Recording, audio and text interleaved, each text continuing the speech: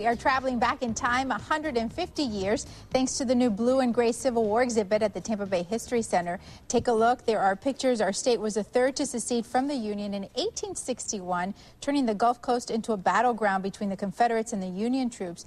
The exhibit even includes a cannonball that was fired into the living room of this man 149 years ago. His name is Mr. William G. Ferris. Joining us with more on the new exhibit is Mr. C.J. Roberts, President and CEO of the new Tampa Bay History Center. Thanks so much for coming in. Well, thank you for having me. On behalf of all the history buffs at the TV station, thank you for coming. It's so great to learn more about the exhibit. Describe it for our viewers at home. Well, it is a great story, and I think people don't realize or fully appreciate the role that Florida did play in the Civil War. We often think about other states and battles in Virginia and Pennsylvania, etc., but Florida played a significant role in the war. And so what we've tried to do in this exhibit is capture some of those stories to really kind of paint a picture of what things were like here during the war. The cannonball that we showed is the cannonball that was fired into Mr. Ferris's home. Explain to the viewer at home where his home was. Sure, his home was right downtown. It was on the corner of Florida and Washington Street, where I think the SunTrust building stands there today.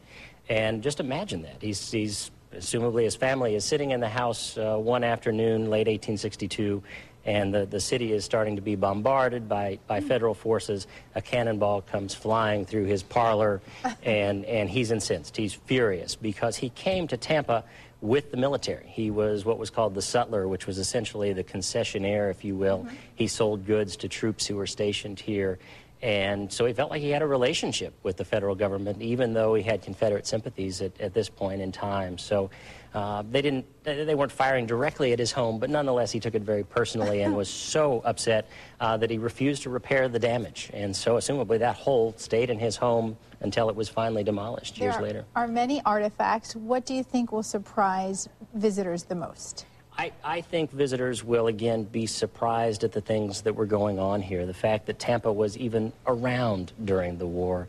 I think they'll be surprised by the cannonball story. I think they'll be surprised by the stories of James McKay and the blockade running and the fact that we still have two blockade runners, these ships that ran the Union blockade, that are sunken in the Hillsborough River, that are currently being dived and mapped and the like. So I think those kinds of things will surprise our guests. You've even incorporated food into the exhibit. You brought a piece of bread. Can you show? I did. I brought a piece of hardtack. This was a staple ration that was issued to more often Union soldiers than Confederate, but Confederates would have been familiar with this as well, and it is a simple recipe of flour, salt, and water. It is baked, and sort of the longer it's baked, the harder it gets, the longer it lasts, and it is just kind of rock hard.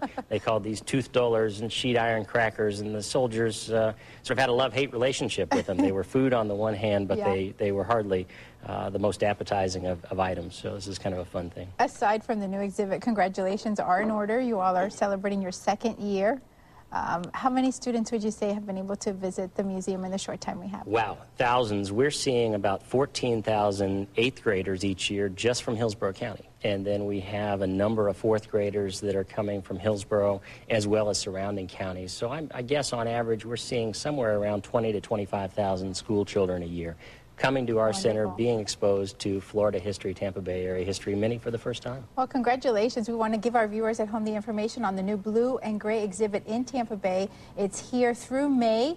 For more information on the exhibit, you can visit the center online at tampabayhistorycenter.org. Thanks for watching, everybody.